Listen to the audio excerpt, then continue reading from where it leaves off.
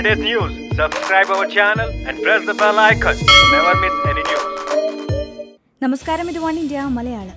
വിഴിഞ്ഞം പദ്ധതിയുടെ നിർമ്മാണ പ്രവർത്തനങ്ങൾ നിർത്തിവെക്കണമെന്നാവശ്യപ്പെട്ട് കത്തെഴുതിയ VS അച്യുതാനന്ദന് പരോക്ഷ മറുപടിയുമായി മുഖ്യമന്ത്രി പിണറായി വിജയൻ.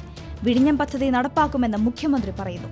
അഴിമതി ആരോപണം ഉയർന്നതുകൊണ്ട് മാത്രം പദ്ധതി ഉപേക്ഷിക്കില്ല. ഇത്രയും വലിയൊരു പദ്ധതി നടപ്പിലാക്കാൻ തന്നെയാണ് ഉദ്ദേശിക്കുന്നത്. അഴിമതിയുണ്ടെങ്കിൽ അന്വേഷിച്ച് നടപടിയെടുക്കും. നാട്ടുകാർക്ക് കൂടി പ്രയോജനപ്പെടുന്ന രീതിയിലാണ് പദ്ധതിയെന്നും പിണറായി വ്യക്തമാക്കി.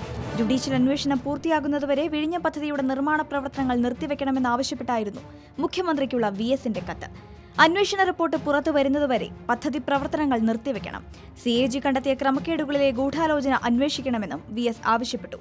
ബർത്ത് ടെർമിനൽ നിർമ്മാണോദ്ഘാടനം നടക്കാനിരിക്കെയാണ് നിർമ്മാണം നിർത്തിവെക്കണമെന്നാവശ്യപ്പെട്ട് VSന്റെ കത്ത്.